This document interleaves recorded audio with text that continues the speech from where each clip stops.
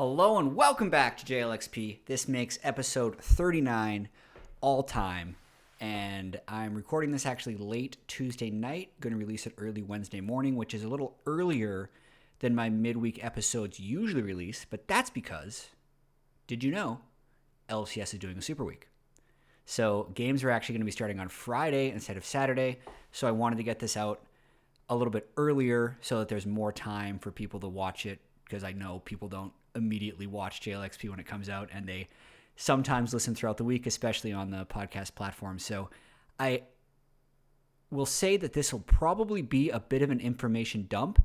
Basically what I've been doing is I've just been prepping for the LCS week and writing down a lot of the things that I find to be most interesting, and I wanted to go over them in this episode while also just giving predictions for, I won't give them for every game. I've made them for every game to try and come with these predictions. It's obviously 15 games, and it's an interesting inflection point in the season because normally in the LCS format, teams have played a pretty set amount of games every week. I think the last time there were Super Weeks was like back in 2015. I know last split, it was actually 3 games a week every week for 6 weeks in spring, which gave us 18 games.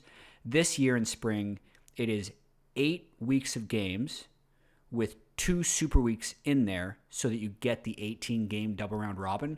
But what's cute about this is in 3 weeks, a third of the season has been played.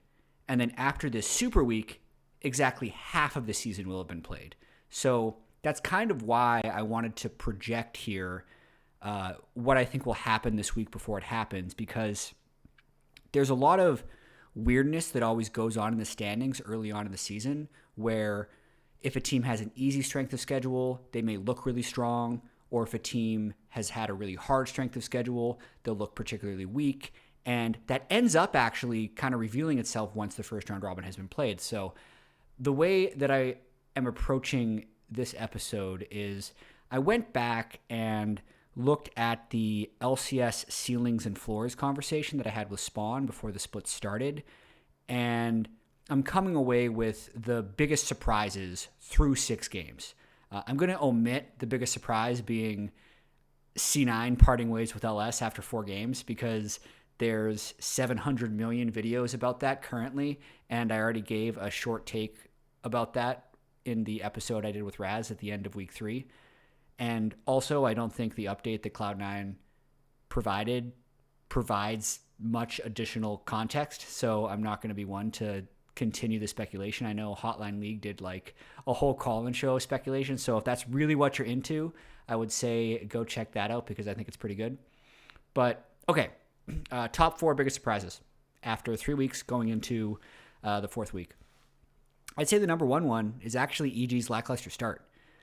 It is a little strength of schedule dependent, but considering they started the lock-in tournament with 4 wins in group stage, a 2-0 and a 3-0, by winning 10 consecutive games, to open the season at 2-4 is massively disappointing. This upcoming week, they are going to play FlyQuest, who's sitting at 5 wins, then Golden Guardians, who's sitting at 3 wins, and then CLG, who's sitting at 1 win. So their overall strength of schedule this coming week is actually going to be 50%, because the 5-1 from FlyQuest and the 1-5 from CLG and the 3-3 of Golden Guardians is exactly 9 total wins and 9 total losses. And one of my predictions for this is it's obviously going to be a make or break week for EG, but I think it's going to be a make week for them. I am predicting them to 3-0. I think they will have a very interesting game against FlyQuest, where FlyQuest has a chance to go 6-1, and EG, if they lose that, drops to 2-5. I think it's a actually pretty feisty Golden Guardians team they're going to have to play on Saturday. And then I think CLG is really in for a tough one this year after seeing them for 6 games, and I think EG should be able to take that one fairly handily. But what's interesting about EG so far with their 2-4 record is, with them having such a young core of a 17-year-old mid laner in JoJo and 18 or 19-year-old AD carry in Danny, I think maybe you would expect them to be like an explosive team that doesn't necessarily have the cohesion to win. But what is pronounced about their start, if you're familiar with the Oracle's Elixir stat called early game rating, it's something that Tim over at Oracle's Elixir made back in about 2015, and it combines a couple of different metrics with early game gold and dragon takes, and basically says after 15 minutes, what would their percentage chance be to win the game? And then that is coupled with another stat called mid-late rating, which basically takes the early game rating and says, well, if they win a higher percentage of the games than the early game rating would predict, then it's going to be positive. And if it's a lower percentage of the games, then it would be negative. And EG actually has just a bad early game rating. It's like 39. It's basically exactly what their win rate is. So in terms of those stats, their cohesion in the mid and late game is just completely average. And it's the early game where they're just like not jumping out ahead of teams the way that they did so explosively in lock-in. I don't necessarily know what the solution to that is. I know that I've been very underwhelmed by all three of JoJo's Corki games so far, but I also know that he's committed to kind of playing everything, and I don't necessarily think he's a bad Corki, but it's definitely a pick that he can't be very active or explosive with, and definitely can't pair up very well with Inspired in those first 15 minutes to make plays happen. So I think if they're going to have a surge this week, it's going to be hopefully with more Rise. I know that can get banned a lot against them, but putting a higher priority on getting good mid or good mid jungle in their drafts, I think will be pretty important in order for them to have a big win. I think they actually can turn it around. And even if they 3-0, keep this in mind, even if they 3-0, they'll still only be at 5-4. So the reason that this is the biggest surprise is in my ceilings and floors, I put their floor at 5 and their ceiling was at 1. Well, they are currently 2-4, which puts them below 5th. And if they stumble out of the gate with their two hardest games of the weekend being the first two against FlyQuest and Golden Guardians, that's going to be a heck of a lot lower than their floor I put at 5. So eyes on them. The next one that I'd say would be the biggest surprise to me is FlyQuest at 5-1. I put their ceiling at 6 and their floor at 10, and they are tied for first.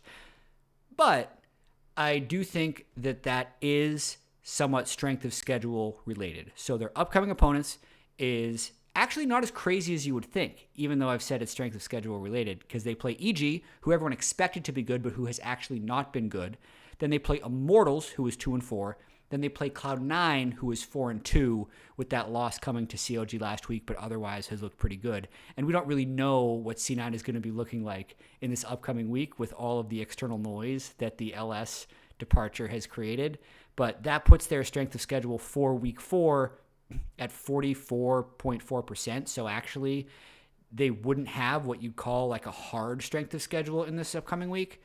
With that being said, I'm not that bullish on this FlyQuest team. I do think that they are overperforming, but I have them down for a 1-2 record in this upcoming week. I have them losing the EG game and then winning the Immortals game and losing the Cloud9 game. I think when I look kind of big picture at the games that they've had so far, I just want to make sure that I get all of their games proper right now, and I've misplaced the tab. But they've had a lot of close wins. And that is not a bad thing. When I look at their mid-late rating on Oracle's Elixir, it's the best in the league. It's like 25 or something, which means they're 25% higher than their early game would predict in terms of overall win rate. And a lot of that, I think, has to do with Aframu. I think the big outperformer for them so far has been Tukoi. He has better laning stats than any other mid laner in the league in terms of forward percentage. And then I also believe he leads mid laners in damage percentage. So he's really just pumping out stats for this team. And a lot of that can manifest in victory. But the two close games I'm talking about would have been week 1 against Golden Guardians when they were about 5,000 gold behind. This is when they did the 2 smite top strategies. This was a smite top strategy. They ended up coming back and winning. And they slammed TSM in week 2, lost to TL fairly soundly, had a pretty solid win against Dignitas, and then their last win against 100 Thieves was another one of those really close, back and forth, only winning a team fight at the last moment to clutch out the win.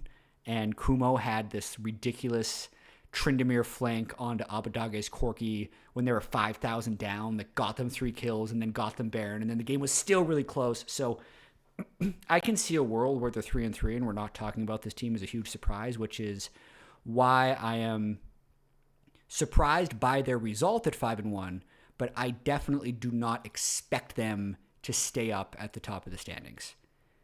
The next most surprising thing, and this one I've debated, I should probably move number 4 above number 3, but I'm not going to, and this is that 100 Thieves has had kind of a sleepy start. And I would almost be pointing more to the overall perception of 100 Thieves as this kind of meandering LCS team, where I think if I take the flip side of this FlyQuest, where I'm like, oh, FlyQuest is 5-1, but maybe they could be 3-3. I'm like, 100 Thieves is 2 team fights away from being 6-0. And some of the stats back this up. So there's one particular stat called gold spent percentage difference. It's a fancy way of saying that they have just spent so much more gold than the other team. They're actually at 9% across 6 games, which is highest in the league. So that tends to mean their losses have been close and their wins have been lopsided. I think they've lost both games in the same way, and it's by overforcing a team fight around 30 minutes and then having that go catastrophically wrong and losing the game. And that just wasn't really the way they lost games last year. So I don't expect this problem to persist for that long. And they're also only 1 game out of first. So when I look at their matchups this week, they play TSM on Friday, C9 on Saturday, and Dig on Sunday. So because TSM has such a bad record at 1-5, their overall strength of schedule is also only 44%, so not particularly hard or easy. But they're another team that I expect to just go 3-0. I think they're really close to being 6-0 and are really like big-time competitors in the league. They're the only team to take a win off of TL, and they're right now, I think, like the only opposition that is stopping TL from just like running over the league. So I want to continue to be hyped for 100 Thieves. They haven't played a particularly exciting brand of League of Legends because it has, when they've been good, been a little bit of what they did last year. But yeah, I don't think there's anything particularly wrong with them. I still think they're pretty damn good. And the reception has been muted. I think that'll change after this week if they put up a big 3-0 like I think they will. And another one I'll call out, this is number 4, is Golden Guardians. They have been really threatening to everyone they've played.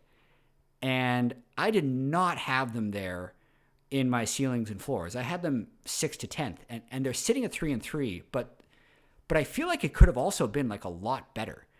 They lead the league in goal difference at 15.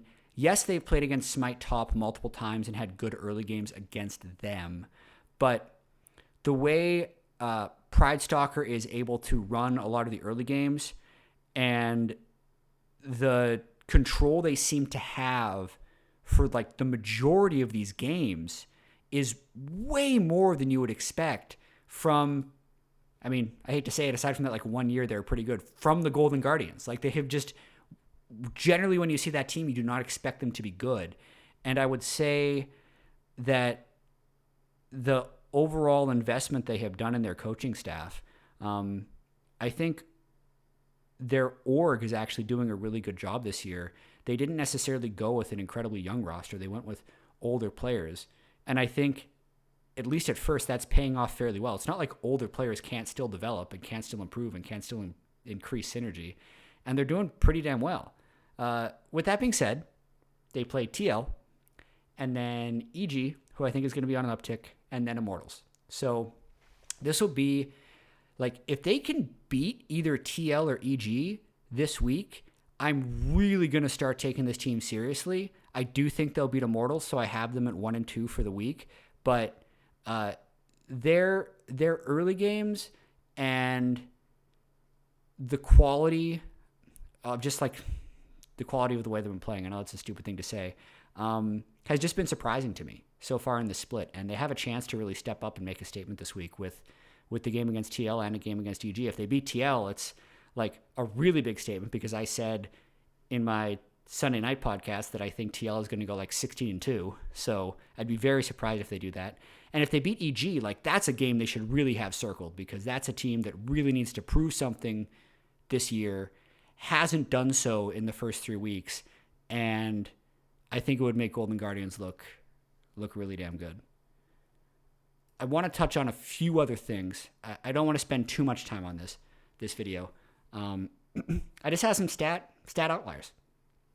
They're not always nice stats, but we have a death leader. Every year we have a death leader. It's just this year, it's a lot of deaths. Contracts has 35 deaths in 6 games, which is just under 6 per game.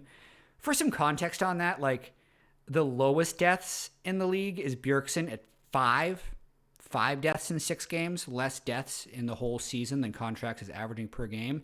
And before you say like mid laners die less than junglers, which is obviously true, there are 2 junglers in the league that have died way less. Closers only died 8 times and Santorin 9. CLG has had a really rough go. When they're behind, they just kind of throw their bodies at the opponent, and I don't think they're finding intelligent ways back into the game, so their like combined kills per minute is way high. It's been a really, really rough start for Contracts. I think everyone in the league really likes the guy, but he definitely needs to pick it up. Another fun stat was the AD carry damage percentage. I know last week Tactical set an LCS record for having 70% of his team's damage in one game, which had never happened before. The game before that, he did 51% of his team's damage. And then the game after that, he started 4-0 with like 8 turret plates on Jinx with a support top Lulu who was roaming, so just totally set up to carry the game. But even with all that, for the year, he's at 35.5% of his team's damage, and Danny actually is at 37% of his team's damage, even though EG is sitting at 2-4. So Danny is still doing tremendous work in team fights to pull that out, which I just think is very impressive. And now I'll kind of run through. I'll just sum up the predictions I have for this upcoming Super Week.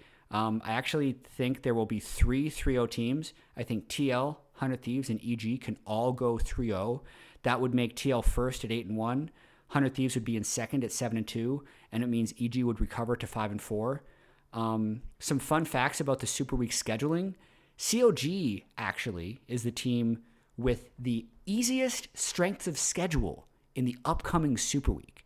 So as a 1-5 team, they play 2-4 Immortals, 1-5 TSM, and currently 2-4 EG, who I predict to be 4-4 by that game. But based on the standings now, that's only a 27.8% win rate with their upcoming opponents.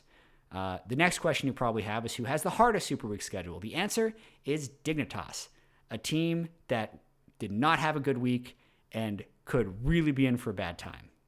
They play Cloud9, TL, and 100 Thieves. A combined record of 13-5, 72% win rate. I do not have them winning any of those games. It would move them to 3-6. It would move them into a tie for 7th, which would really push them down in the standings. And I'd say, prayers up for Dig. It's a very, very tough week for them. I also wanted to do one thing since it is a big week and a lot of people don't have like 15 hours to watch League of Legends. So if you happen to listen to this and only want to tune in for a few games, I got recommendations. They're my personal matches of the week. So on Friday, I have EG versus Fly circled. That would be scheduled. Obviously, the day can change a lot, but it would be scheduled to start Friday at 6:30 p.m. Pacific time. The reason that I have this circled is it's like it is the biggest overperformer of the first third of the season versus the biggest underperformer of the first third of the season. And it's a chance for a course correction or to just push them so much further apart that they may never come back together again. Like, I feel like if FlyQuest wins this and EG loses that, It'll be a 6-1 FlyQuest and a 2-5 EG. Emotionally, that's going to do really big things to these teams and also going to be massive for their perception. On Saturday, this is not cruel-hearted. It's just because it's going to be an incredibly entertaining game. There's a sequence of games, the second and third games of the day. We have TSM versus CLG and Cloud9 versus 100 Thieves. Listen, guys, TSM and CLG, as orgs, always want to beat each other. It does not matter how far down in the standings they are. They both struggled immensely, but the loser of that game will likely be dead last in the LCS. So the satisfaction of pushing the other one down further into the dirt, that's the good stuff. Like, that is the good stuff with LCS. The other one with Cloud9 versus 100 Thieves is just super entertaining for me because everyone's going to be watching every Cloud9 game still to see how quirky they're going to be with draft, how standard they're going to be with draft, how good they're going to be playing. What is going to be the impact of Max Waldo as the new head coach and all these players continuing to exist together against 100 Thieves, who is a team I've hyped up as being like way better than advertised. And I expect 100 Thieves to win, but I think it's going to be a good game.